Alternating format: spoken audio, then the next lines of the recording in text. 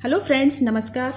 आज हम पढ़ेंगे राजस्थान की प्राचीन सभ्यता और ये मेरी राजस्थान की प्राचीन सभ्यता का पार्ट सेकंड है। इसके अंदर अब हम पढ़ेंगे बैराठ की सभ्यता। ठीक है। और जैसे कि आप सभी जानते हो कि राजस्थान की प्राचीन सभ्यता हर एग्जाम की दृष्टि से बहुत बहुत ज़्यादा मोस्ट है, चाहे वो आपका रीट का हो या आपका कोई भी आरपीएससी एग्जाम हो। चलो हम शुरू करते हैं। बैराठ की सभ्यता। बैराठ की सभ्यता बैराठ की सभ्यता कहाँ है? ये देखिए, ये बाणगंगा नदी के किनारे पर स्थित है। ये बाणगंगा नदी के किनारे सभ्यता, जितनी भी प्राचीन सभ्यताएं वो किसी न किसी नदी के तट के किनारे पर ही स्थित है, इसलिए उनकी नदियों का नाम भी आपको मालूम होना चाहिए। तो बैराठ सभ्यता कहाँ है? ये बाणगंगा नदी पर स्थित है। और बैराठ सभ्यता का जो प्राचीन नाम था वो था विराटनगर। क्या था नाम इसका प्राचीन नाम? विराटनगर। जो विराटनगर था वो मत्स्य जनपद की राजधानी थी। मत्स्य जनपद, जैसे कि आप सभी जानते होंगे कि मत्स्य जनपदों की संख्या कितनी थी? 16 थी। कितनी संख्या थी मत्स्य जनपद की? 16 इनकी संख्या थी। एक फ्रेंड्स, मैंने ये ट्रिक बनाई है कि जयपुर में कौन कौन सी प्राचीन सभ्यताएं, उनके लिए जयपुर बाजो नीच, जयपुर बाजो नीच। जयपुर, इनके जयपुर के अंदर जो सभ्यता है उनका नाम है, देखिए, बा से हो जाएगा बैराठ की सभ्यता, जो से हो जाएगा जोधपुरा सभ्यता और नी से हो जाएगा नलियासर सभ्यता। ठीक है। ये तीनों सभ्यता कहाँ स्थित है? जयपुर में है। बैराठ सभ्यता, जोधपुरा सभ्यता और जो हो गया हमारा नलियासर सभ्यता। ठीक है। अभी हम पढ़ रहे हैं सबसे पहले बैराठ की सभ्यता। बैराठ की सभ्यता में जैसे कि अभी आपको बताया कि कौन सी नदी के तट पर है? बाणगंगा नदी के तट पर थी। इसका अगर उत्खनन की बात करी जाए तो इसका सबसे पहले उत्खनन किसने किया था? तो 1936 में दयाराम साहनी के ने इसका उत्खनन किया था। किसके नेतृत्व में हुआ था? दयाराम साहनी के नेतृत्व में। कब हुआ था? 1936 में हुआ था। पहली बार इसका जो सबसे पहले जो उत्खनन हुआ था वो दयाराम साहनी के नेतृत्व में हुआ था, जबकि इसका जब दूसरी बार जब इसका उत्खनन हुआ वो हुआ था 1962-63 ईस्वी में नील रत्न बनर्जी और कैलाश नाथ दीक्षित के नेतृत्व में। ठीक है। किसके नेतृत्व में हुआ था?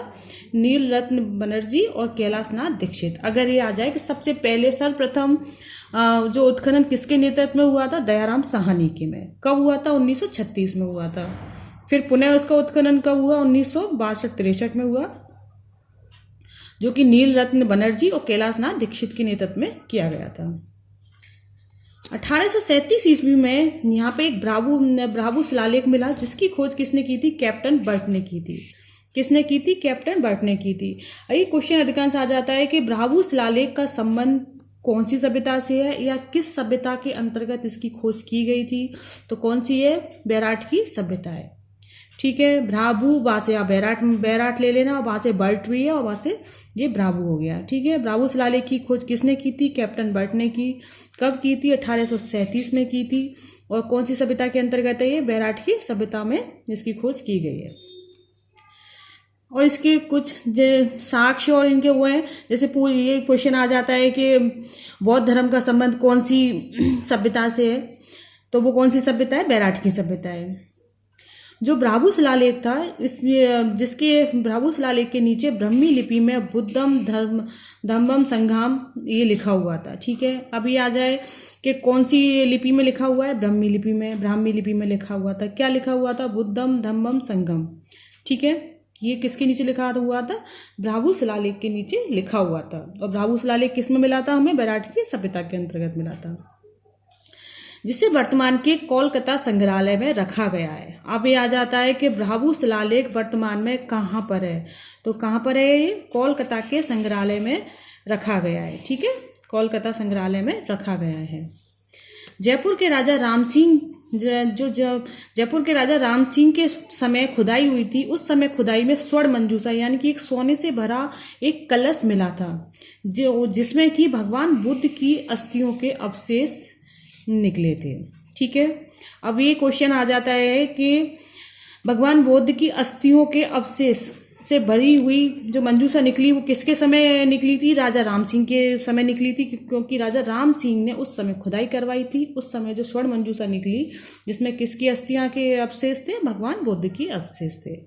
ठीक है। इसलिए भगवान बुद्ध का संबंध किससे हो गया? बैराठ की सभ्यता से हो गया।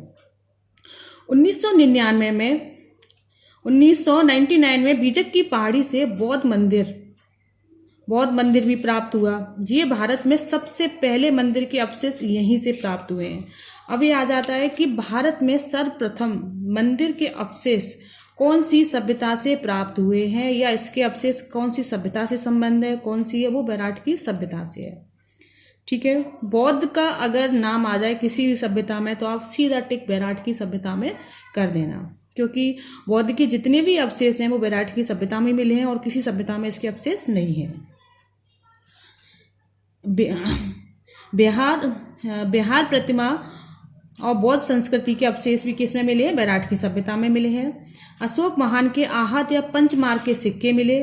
अशोक महान के पंचमार्क के सिक्के कौन सी सभ्यता में मिले?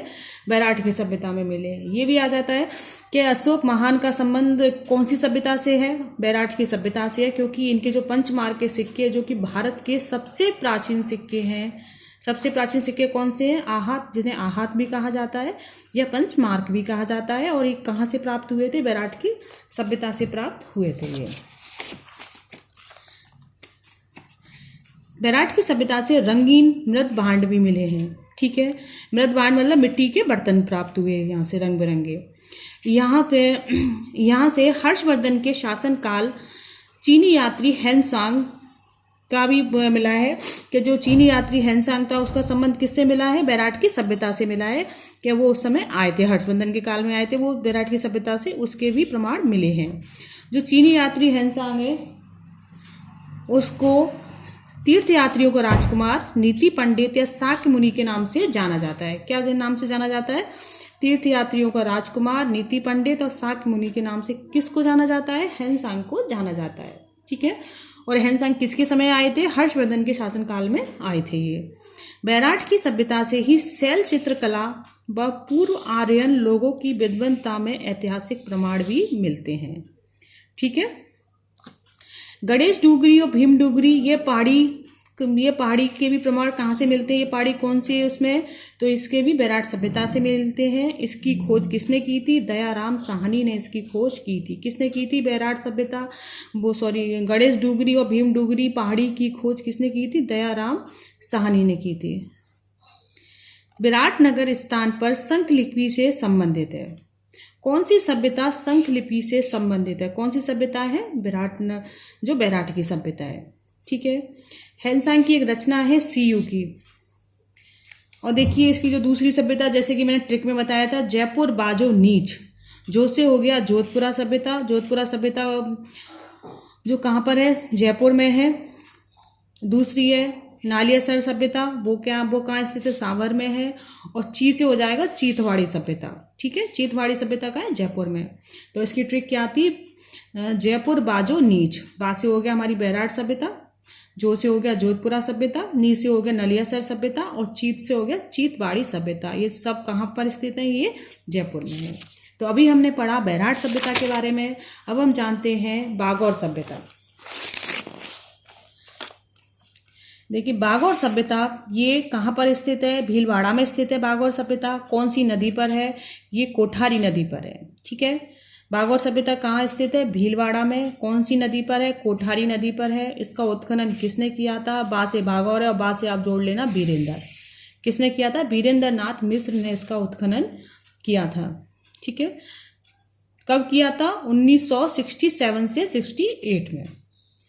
यहाँ राजस्थान के सबसे प्राचीन पशुपालन की अस्थियों के अवशेष मिले हैं। राजस्थान की सबसे प्राचीन पशुपालन की अस्थियों के अवशेष कहाँ से प्राप्त हुए हैं? हमें बागौर की सभ्यता से प्राप्त हुए हैं। यह सबसे संपन्न पाषाणीय सभ्यता स्थल है। बागौर को आदिम संस्कृति का संग्रहालय कहा जाता है।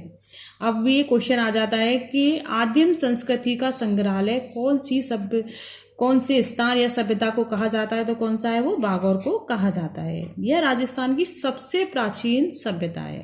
ठीक है, अब देखिए भीलवाड़ा में कुछ और सभ्यता है। ओजियाना सभ्यता कहाँ स्थित है? वो भी भीलवाड़ा में। और जहाजपुर सभ्यता वो कहाँ स्थित है? वो भी भीलवाड़ा में। ठीक है, जहाजपुर सभ्यता के बारे में ये बस ये एक लाइन ये मोस्ट है कि महाभारत कालीन सभ्यता के अवशेष कहाँ से प्राप्त हुए हैं? वो जहाजपुर भीलवाड़ा से प्राप्त हुए हैं। ठीक है, रेड सभ्यता। रैड सभ्यता जिसे राहड़ सभ्यता के नाम से भी जाना जाता है, और कहाँ पर स्थित है? ये टोंक के तहसील निवई में स्थित है। ठीक है, रैड या राहड़ सभ्यता कहाँ स्थित है? टोंक की तहसील निवई में स्थित है। ये जो रैड सभ्यता है, यहाँ से मातृ देवी की मूर्ति प्राप्त हुई, गजमुखी यक्ष की मूर्ति प्राप्त हुई है। एशिया के सबसे बड़ा सिक्कों का भंडार कहाँ से प्राप्त हुआ? वो रैड सभ्यता टोंक से प्राप्त हुआ है। ठीक है, एशिया का सबसे बड़ा सिक्कों का भंडार कहाँ से प्राप्त हुआ है? वो रैड सभ्यता टोंक से प्राप्त हुआ है। और वो सिक्के की मुद्रा कैसी थी? वो थी अपोलो डोट्स के सिक्के व इंडोसेनियन के मुद्रा थी। वो जो मिले थे ना, उन मुद्राओं के नाम ये थे।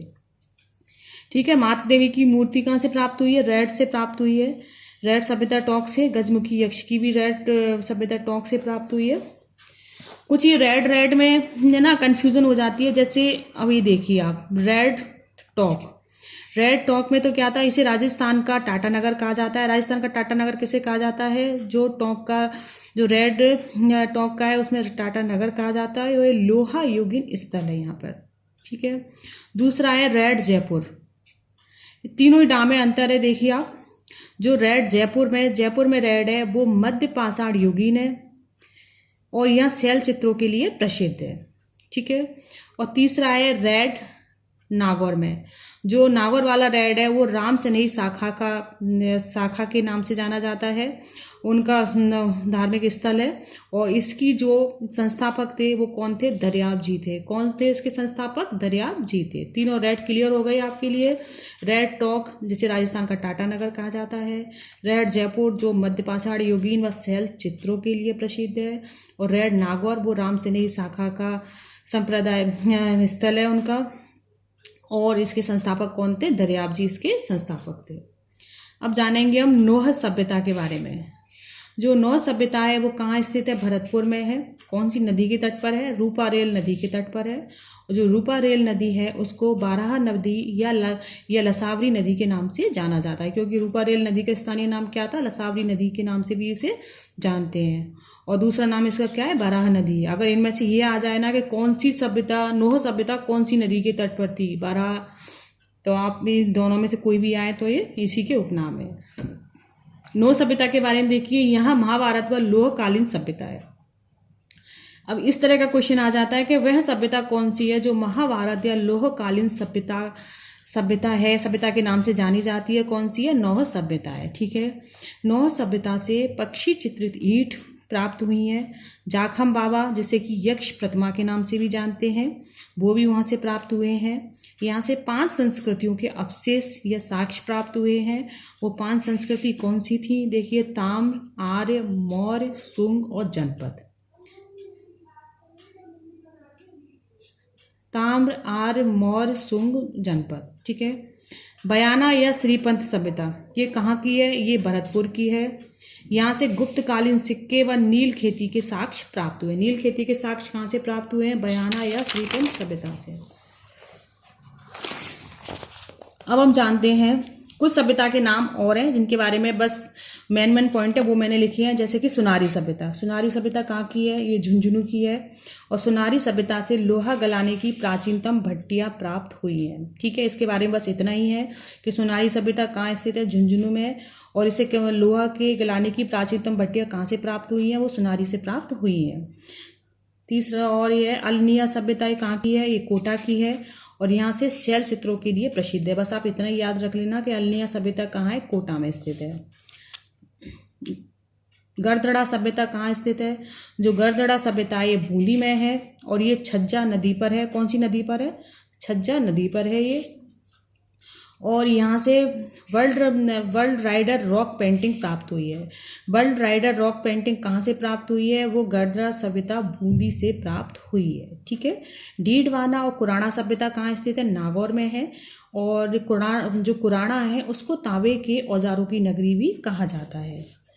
ओला सभ्यता कहाँ की है? जैसलमेर की है। लोदरवा सभ्यता कहाँ की है? वो भी जैसलमेर की है।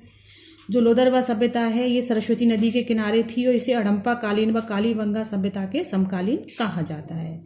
खानपुरा व चंद्रावती सभ्यता कहाँ की है? झालावाड़ की है।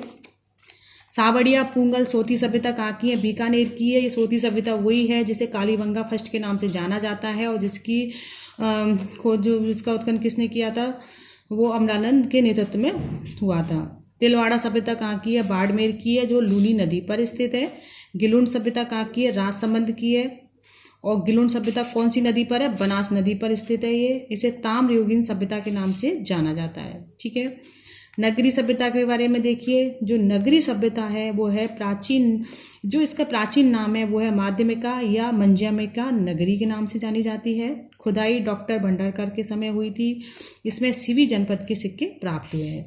इसके साथ ही हमारी जो राजस्थान की प्राचीन सभ्यता थी वो सभी कंप्लीट हो गई है। अगर आपको मेरी वीडियो पसंद आई हो तो प्लीज़ मेरे चैनल को लाइक कीजिए, अपने फ्रेंडों के साथ इसे शेयर करो, मेरे चैनल को सब्सक्राइब जरूर करना। धन्यवाद फ्रेंड्स।